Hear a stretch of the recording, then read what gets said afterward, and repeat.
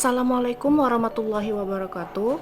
Halo, my name is Sari Afriza. These students often call me Sensei. Saya mengajar mata pelajaran bahasa Inggris dan bahasa Jepang di SMPS Islam Bahrul Ulum Islamic School. Sekolah kami terletak di Komplek Dayah Modern Bulis di Kecamatan Kawai 16, Kabupaten Aceh Barat. Di dalam video ini, saya ingin membagikan implementasi praktik pembelajaran kolaboratif dengan memanfaatkan platform teknologi di kelas bahasa Inggris saya. Di sini saya menggunakan pendekatan TPEC dan metode pembelajaran Learning Station yang disesuaikan dengan kondisi budaya dan peraturan yayasan pesantren kami.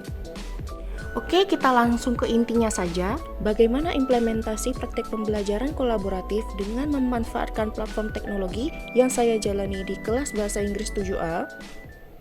Tema pembelajaran kali ini saya beri judul Link Start.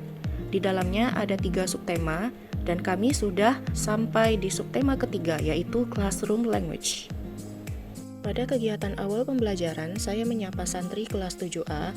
Ketua kelasnya juga langsung mempersiapkan teman-temannya melalui aba-aba dalam bahasa Inggris. Setelah itu, kami berdoa bersama agar kegiatan pembelajaran hari ini mendapatkan berkah dari Allah Subhanahu wa Ta'ala. Selanjutnya, saya mengecek kehadiran para peserta didik satu persatu. Dan kebetulan hari itu hanya ada 17 orang yang hadir dari total 20 orang. Kemudian, saya memberikan kalimat-kalimat motivasi belajar kepada siswa. Setelah memastikan siswa termotivasi dan fokus kepada apa yang akan saya sampaikan, saya mengarahkan mereka untuk mengisi pretest sebagai asesmen diagnostik. Sampai mana sih mereka tahu tentang materi ini sebelum kita mulai belajarnya? Kegiatan ini menghabiskan waktu sekitar 30 menitan dengan berbagai pertanyaan, minta petunjuk, minta bocoran, dan lihat kanan kiri ke kawan sebelahnya. Padahal saya sudah arahkan untuk, ya nggak apa-apa, isi saja semampunya dulu. Kalau nggak tahu skip aja, nggak perlu overthinking kok.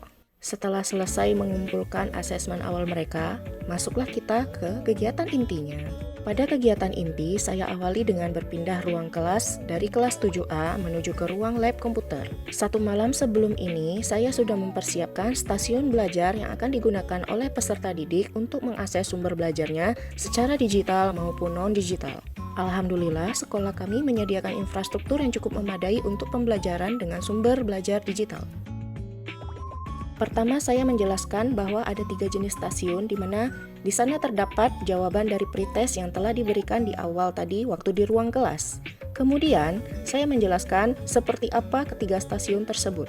Stasiun 1 berisi flashcard Quizlet yang bisa dimainkan dengan Chromebook yang sudah disediakan. Stasiun kedua ada video YouTube yang saya rancang sendiri dengan Canva, rekaman suara AI, dan diolah dengan aplikasi editor video CapCut. Stasiun terakhir adalah stasiun yang berisi kertas karton dan amplop yang berisi potongan ungkapan beserta artinya, yang harus dicocokkan secara berkolaborasi dengan teman satu timnya. Setelah semua mengerti peraturan permainannya, kita masuk ke sintaks pertama dalam metode pembelajaran Learning Station, yaitu membagi siswa menjadi beberapa kelompok. Saya membagi mereka menjadi 4 kelompok dengan 2 kelompok santriwati dan 2 kelompok santriwan.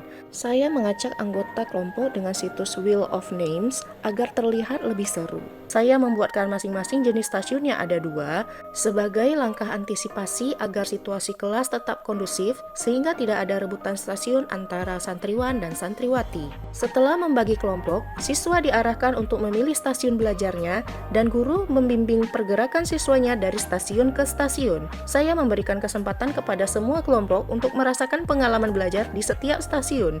2 kelompok menuju ke stasiun Quizlet untuk menemukan ungkapan yang ditanyakan pada pretest awal tadi. Saya membimbing mereka cara untuk menggunakan flashcard tersebut. Kemudian, 2 kelompok yang lain menuju ke stasiun video YouTube yang menampilkan materi yang serupa dengan Quizlet, namun disertai dengan cara pengucapan bahasa Inggris dari ungkapannya. Setiap kelompok saya beri waktu 15 menit untuk mempelajari materi yang ditampilkan pada stasiun-stasiun tersebut. Setelah 15 menit, saya mengarahkan siswa untuk bertukaran stasiun.